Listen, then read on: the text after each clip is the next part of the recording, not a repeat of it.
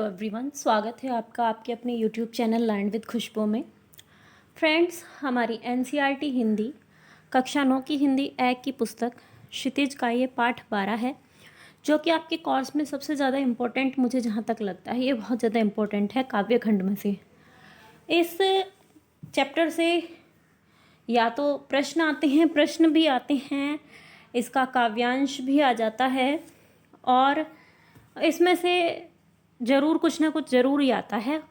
ये आपके half yearly exams में भी और ईयरली एग्ज़ाम्स में भी इक्वली इम्पोर्टेंस रखता है।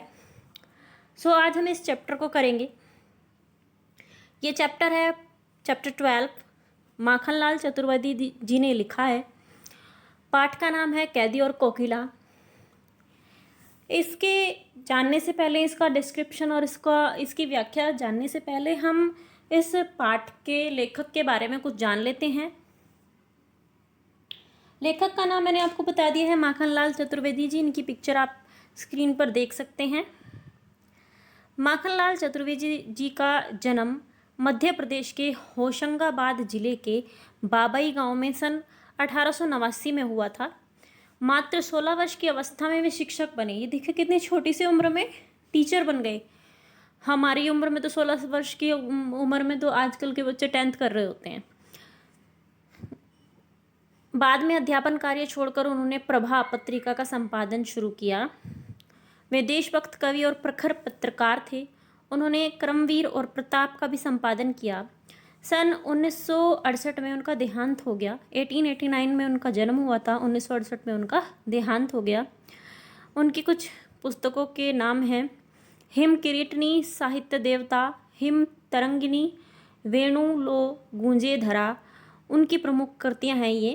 उन्हें पद्म भूषण और साहित्य अकादमी पुरस्कार से सम्मानित किया गया है। माखनलाल चतुर्वेदी जी की जो रचनाएं थी वो राष्ट्रीय भावना से युक्त थी।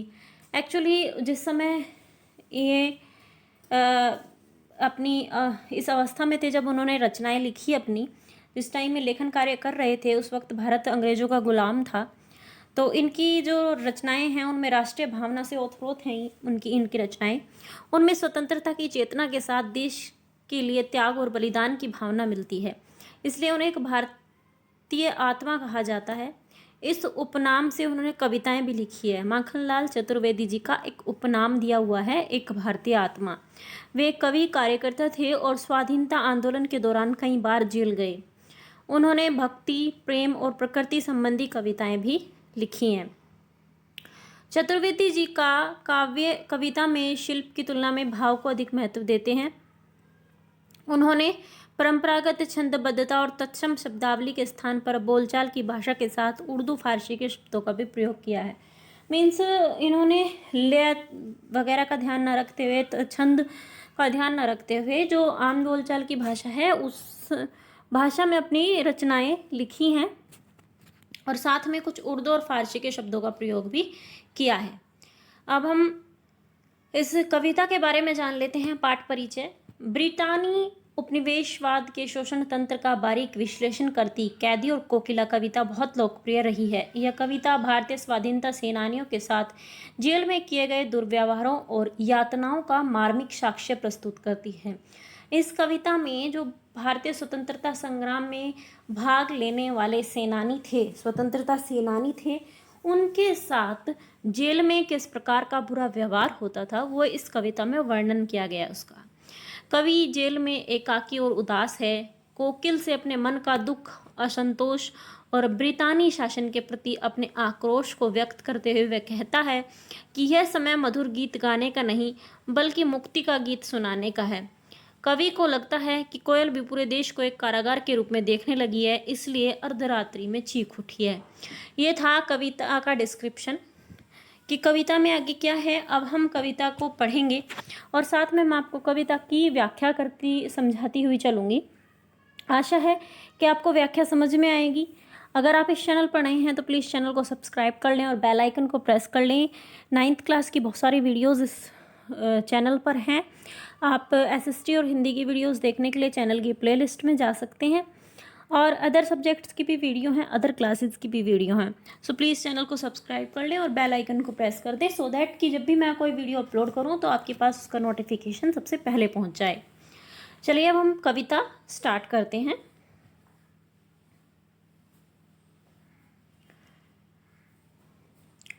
कवि कहते हैं, क्या गाती हो, क्यों रह जाती हो, कोकिल बोलो तो।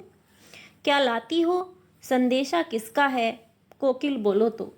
इन पहली पंक्तियों में कवि कोयल से कहते हैं। एक्चुअली कवि कारागार के अंदर बंद हैं, के जेल के अंदर बंद हैं, और अर्धरात्रि में अचानक आधी रात को एक कोयल चीख उठती है। तो अर्धरात्रि में कोयल का बोलना ऐसा लग रहा है जैसे वो चीख रही हो। तो कोयल से पूछते हैं कवि, क्या गाती हो, तुम क्या गा रही हो, क्यों रह जाती हो। रह जाने का मतलब होता है दर्द से, जब किसी को दर्द होता है ना, और दर्द से वो परेशान होकर उतावला होकर परेशान हो जाता है, तो वो क्यों रह जाती हो, वेदना से क्यों रह जा रही हो। कोकिल बोलो तो, कोयल बोलो तो, क्या लाती हो, संदेशा किसका है। कवि पूछ रहे हैं कोयल से, क्या तुम किसी का संदेशा लेकर आई हो। कोकिल बोलो तो, मुझे बताओ, क्या तुम किसी का संदेशा लेकर आई हो, इतनी रात में तुम क्यों चीख रही हो।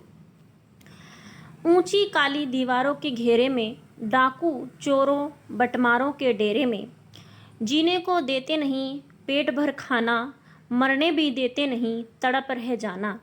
जीवन पर अब दिन रात कड़ा पहरा है, शासन है या तम का प्रभाव गहरा है।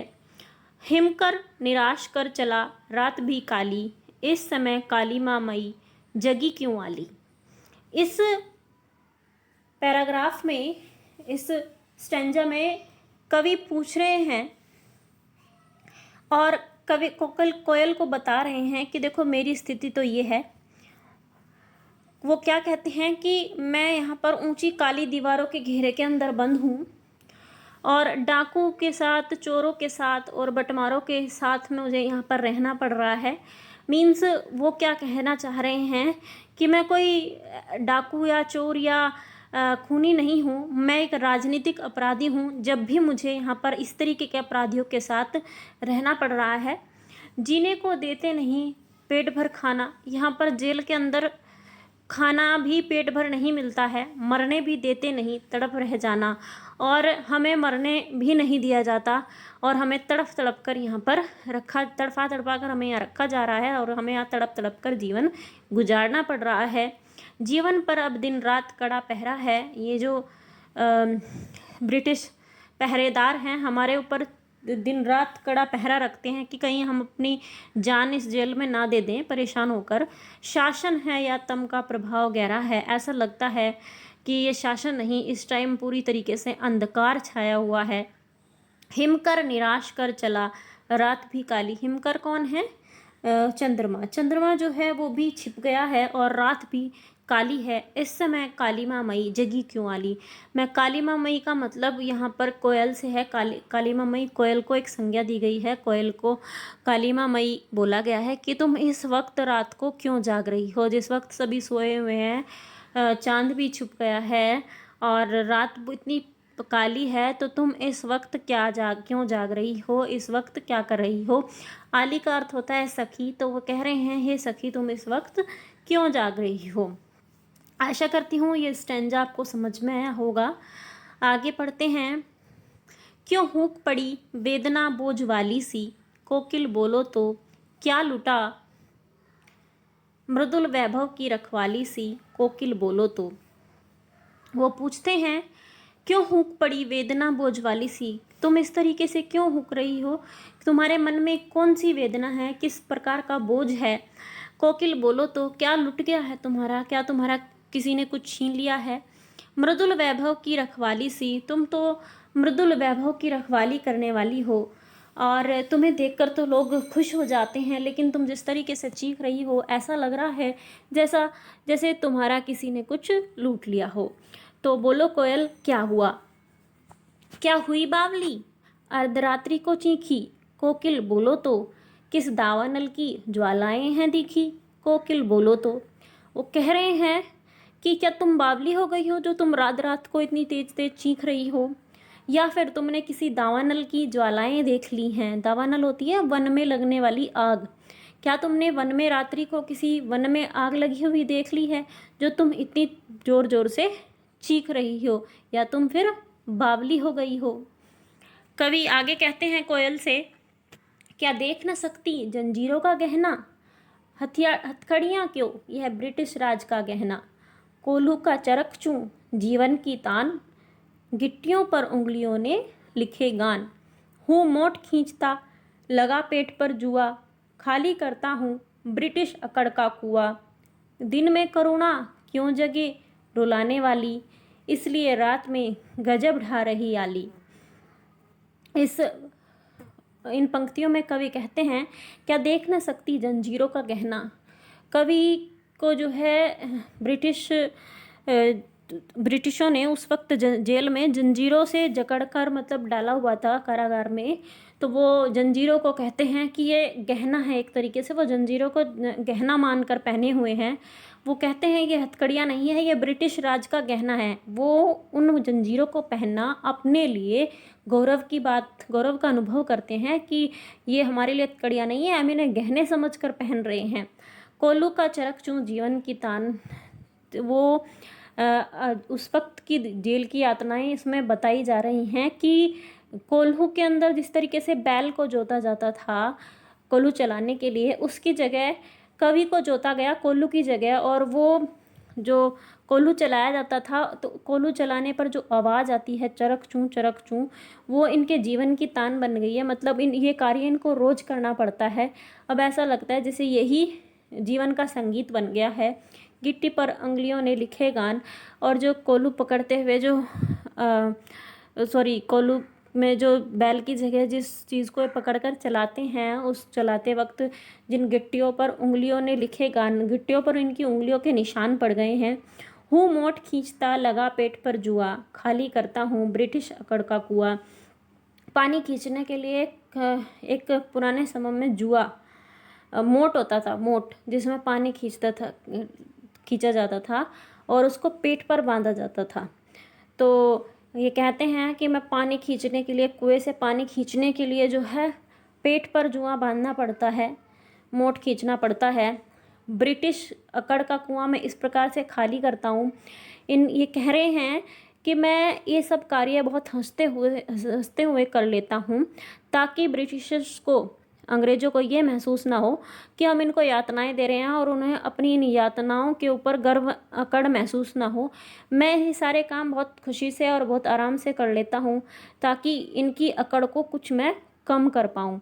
क्योंकि अगर हम इन्हें दिखाएंगे कि हमें इस काम को करते हुए परेशानी हो रही है, तो ये अपने आप में और ज़्यादा गर्व का अनुभव करेंगे कि हाँ, हम भारतीयों को परेशान कर सकते हैं, हम इनको यातनाएं दे रहे हैं। जेल में इतनी सारी यातनाएं कवि को दी जाती थी, लेकिन फिर भी वो हर कार्य को हंसी खुशी कर लेते थे, ताकि वो ब्रिटिशर्स का, अंग्रेज़ों का की जो है वो अकड़ को थोड़ा कम कर सकें। वो कह रहे हैं, दिन में करुणा क्यों जगे रुलाने वाली, इसलिए रात में गजब ढा रही आली। वो कहते हैं कि तुम ये सोच रही हो कि दिन में लोग मेरी बात नहीं सुनेंगे और रुलाने वाली जो करुणा है वो नहीं जगा पाती हो। तुम देश के अंदर शायद तुम भी लोगों के अंदर वो भाव जगाना चाहती हो, भाव उत्पन्न करना चाहती हो, इसलिए तुम रात को जो है चीख रही हो। इस शांत समय में अंधकार को बेद रो रही क्यों हो। कोकिल बोलो तो चुपचाप मधुर विद्रोह बीज, इस भांति बो क्यों रही हो। कोकिल बोलो तो। कवि उससे आगे पूछते हैं कि इतने रात को, इतना शांत समय है, तुम्हारा जो चिल्लाना है, तुम्हारा जो बोलना है, वो अंधकार को चीरता हुआ सा नजर आ रहा है। ऐसा लग रहा है जैसे तुम रो रही हो। तुम रो क्यों रही हो। चुपचाप मधुर विद्रोह बीज, इस भांति बो रही क्यों हो। वो ऐसा लग रहा है कि जैसे तुम मधुर विद्रोह के बीज बोने के लिए आई हो, तुम भी भारतीयों के अंदर विद्रोह की ज्वाला भड़काने के लिए आई हो। कोकिल बोलो तो, बताओ तो तुम इतने समय में, इस रात के समय में ये इस तरीके से चिल्ला क्यों रही हो, या तुम इतना रात को चीख क्यों रही हो। आगे पढ़ते हैं। काली तू रजनी भी काली, शासन की करनी भी काली, वो कहते हैं कि तुम्हारा रंग भी काला है और ये जो रात है ये भी काली है, और जो शासन है, अंग्रेजों का जो शासन है, उनका कार्य भी काले हैं सारे। वो कोई अच्छा कार्य नहीं कर रहे हैं, उनके जो काम हैं वो भी काले हैं। मेरी लहर काली लहर कल्पना काली, इस वक्त हर तरफ काली लहर छाई हुई है, काली लहर है। और इस वक्त जो कोई सोच भी रहा है उनकी कल्पनाएं भी काली हैं, मन में अच्छे विचार नहीं आते हैं। मेरी काल कोठरी काली, जिस काल कोठरी के अंदर बंद हूँ मैं वो भी काली है। टोपी काली, कमली काली, मेरी लोह श्रृंखला काली, मेरी जो ये लोह श्रृंखला के अंदर जिनके अंदर मैं जकड़ा हुआ हूँ जंजीरों के, वो भी काली हैं। पहरे की हुक्रांती की ब्याली, तिस पर ए गाली है गाली ए गाली। और जिस तरीके से हमारे ऊपर पहरा लगा हुआ है, ऐसा लगता है जैसे कि ये कोई नागिन हमारे ऊपर पहरा लगा कर बैठी हो। जिस प्रकार तुम रात को चीख रही हो, ऐसा लग रहा है तुम्हारा ये जो मतवालापन है रात को बोलने का, ये मुझे अच्छा नहीं लग रहा है। ऐसा लग रहा है जैसे कि ये इस पर गाली हो। मेरी जो स्थिति है तुम उसे नहीं देख रही हो, और तुम्हारा जो मतवालापन है वो मुझे गाली के समान लग रहा है। इस काले संकट सागर पर मरने की मदमाती, कोकिल बोलो तो अपने चमकीले गीतों को क्यों कर हो तैराती, कोकिल बोलो तो। वो कह रहे हैं कि जो इस वक्त समय है, जो इस संकट का सागर है, तुम्हारा जो ये मतवालापन है, ये जो तुम चमकीले गीत गा रही हो, तुम किस तरीके से गा रही हो, ये तुम्हारा गाना जो है वो सही नहीं है। अब आगे इस पैराग्राफ में कवि अपनी जो तुलना है वो कोयल के साथ करते हैं, अपनी स्थिति की तुलना वो कोयल के साथ करते हैं। आगे कहते हैं, तुझे मिली हरियाली डाली, कि तेरे पास तो हरियाली डाली है, तू हरियाली हरे हरे पेड़ों की डाली पर वास करती है। उस मुझे नसीब कोठरी काली, और मेरे जो नसीब में है वो काल कोठरी है। ये देख सकते हैं आप पिक्चर के अंदर, कवि जेल में बंद हैं। तेरा नभ भर में संचार, मेरा 10 फुट का संसार। वो कहते हैं कि दो स्वतंत्र है और पूरे नभ भर में, पूरे आसमान में संचार कर सकती है, और मेरा संसार जो है सिर्फ इस 10 फुट की काल कोठरी के अंदर ही है। तेरे गीत कहावे वहाँ, रोना भी है मुझे गुनाह। वो अपनी तुलना कर रहे हैं कि जब तू गीत गाती है तो लोग वाह वाह करते हैं, और मेरा तो रोना भी यहाँ गुनाह है, मैं तो यहाँ पर रो भी नहीं सकता।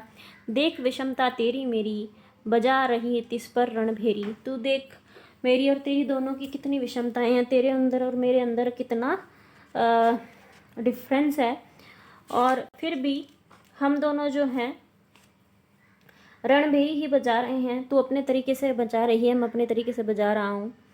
इस हुक्रांती पर अपनी कृति से और कहो क्या कर दूँ, कोकिल बोलो तो मोहन के व्रत पर प्राणों का आसव किसमें भर दूँ, कोकिल बोलो तो। वो कहते हैं कि अंग्रेजी साम्राज्य ने समस्त भारत को कारावास बना दिया है, प्रत्येक भारतीय कैदी है, और क्या कोयल तुम इन कैदियों के में उत्साह का संचार नहीं कर सकती?